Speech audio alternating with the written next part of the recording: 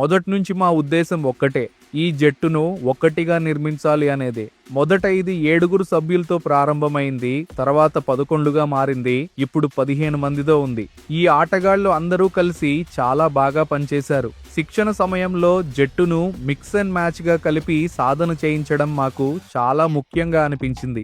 శిక్షణ సమయంలో ప్రతి ఆటగాళ్లు మిగతా ఆటగాళ్లతో ఇంటరాక్ట్ అయ్యేలాగా మేము చూసుకున్నాం. డిఫరెంట్ సమయాల్లో డిఫరెంట్ కలయికలలో అందరికీ సాధన చేసే అవకాశాన్ని ఇచ్చాం. దీని వెనుక చాలా శ్రమ ఉంది.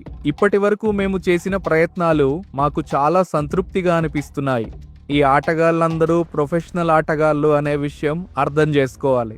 వీరు అద్భుతమైన అభిమానులు ఉన్న మంచి ఫ్రాంచైజీకి ప్రాతినిధ్యం వహిస్తున్నారు. ఒత్తిడి అనేది ఇక్కడ ఒక భారంగా కాదు, ఒక బాధ్యతగా ఉంటుంది.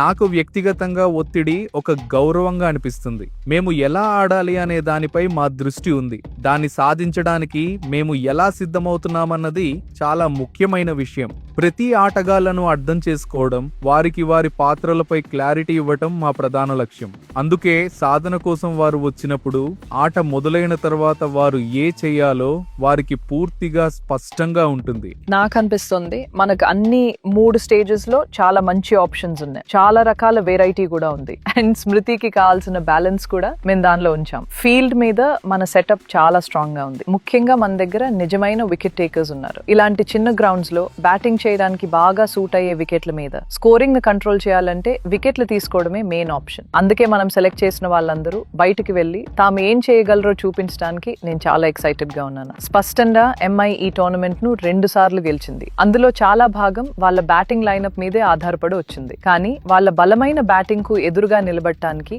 మన దగ్గర చాలా స్ట్రాంగ్ బౌలింగ్ అటాక్ ఉంది. వాళ్ళ బలహీనతలు ఉన్న ఏరియాస్ ని మన బౌలర్లు తమ బలాలతో టార్గెట్ చేయగలరు. మనం మన బెస్ట్ లో బౌలింగ్ చేస్తే వాళ్ళకి ఎదురుగా మనం సక్సెస్ అవ్వగలం. కానీ అందుకు మనం ప్రతి ఒక్కరం మన బెస్ట్ లో ఉండాలి.